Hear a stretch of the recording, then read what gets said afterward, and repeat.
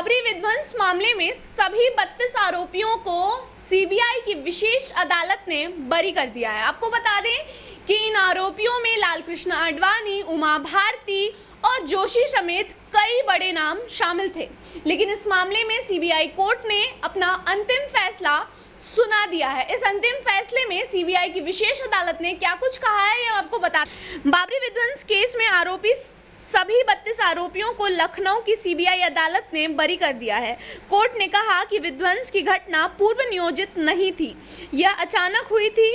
Court ने CBI के कई साक्ष्यों को भी नहीं माना और 28 साल से चले आ रहे इस विवाद पर अपना फैसला सुना दिया। फैसले के बाद कोर्ट के बाहर आए वकीलों ने बताया कि कोर्ट ने कहा है कि आरोपी नहीं है। कोर्ट ने कहा कि किसी भी तरीके के विवादित ढांचे को गिराने का कोई भी प्रयास आपूर्ति व्यक्तियों ने नहीं किया था। कोर्ट ने यह भी कहा कि अगर यह षड्यंत्र उन व्यक्तियों ने किया होता तो रामलला की मूर्तियों को वहां से पूर्व से ही हटा दिया जाता। कोर्ट ने यह भी कहा कि यह पूर्व नियोजित घटना नहीं थी बल्कि अचानक से हुई थी। अदालत ने कहा कि जो साक्ष्य हैं वो सभी आरोपियों को बरी करने के लिए पर्याप्त हैं। कोर्ट ने सीबीआई के साक्ष्य पर भी सवाल उठाए। कोर्ट ने कहा कि सैप सील बंद नहीं थी और इस पर भरोसा नहीं किया जा सकता है। आपको बता दें कि सीबीआई में ये मामला 28 वर्षों से चला आ रहा था। इसके बाद बहुत से नेताओं की प्रतिक्रियाएं भी सामने आई हैं, उसको भी हम आपको एक एक करके बताते हैं। लालकृष्ण आडवाणी ने अदालत के इस फैसले पर खुशी जताई। उन्होंने कहा कि जो फैसला सुनाया गया है वो काफी अहम है, हम सभी के लिए ये खुशी का पल है। आडवाणी ने कहा कि बहुत दिनों के बाद अच्छा समाचार मिला है। बस इतना ही कहूँगा कि जय श्री राम। बुधवार को फैसले के बाद लालकृष्ण आडवाणी ने उनके घर के बाहर इकट्ठा हुए समर्थकों के लिए मिठाई भी बंटवाई। बीजेपी नेता ने इस दौरान कार्यकर्ताओं और वकीलों का शुक्रिया अदा किया। आपको बता दें कि वहीं विपक्ष के कई नेताओं ने इस टिप्पणी पर अपना विचार रखा है।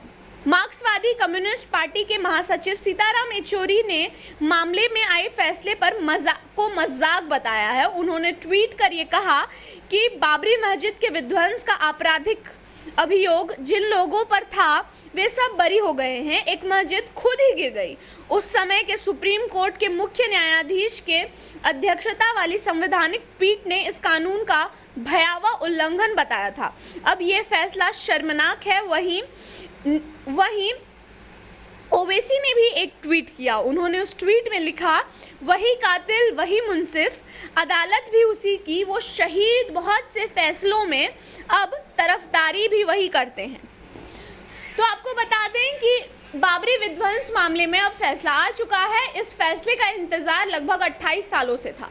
आपको बताएं कि मार्च में रामलला के मंदिर का भी शिलान्यास कर लिया गया था। इसी वक्त का ये वाकया है जब आरएसएस के लोगों ने बाबरी मस्जिद को विध्वंस कर दिया था और उसी वक्त का ये मामला है जब लालकृष्ण आडवाणी, उमा भारती और जोशी पर यह आरोप लगा था कि इस पूरे मामले की अगुवाई आडवाणी कर रहे थे। ये वो दौर था जब आडवाणी अपने आप को पीएम कैंडिडेट के तौर पर प्रोजेक्ट करना चाहते थे, लेकिन उस वक्त अटल बिहारी वाजपेयी हमारे देश के प्रधानमंत्री बन गए। लेकिन उस दौर के बाद लालकृष्ण आडवाणी का दौर एक तरीके से खत्म हो गया और लालकृष्ण आडवाणी जो भारतीय राजनीति में एक बदलाव का नाम है, उनको कोई भी जगह बीजेपी ने 2014 इलेक्शंस के बाद नहीं दी। ऐसे में आडवाणी के लिए एकमात्र खुशी की बात यह है कि अब उनको इस आरोप से बरी कर दिया गया है। आपने न्यूज़ भारतवर्ष देखा, इसके लिए आपका बहुत बहुत धन्यवाद। मैं आपके साथ थी पूजा सिंह।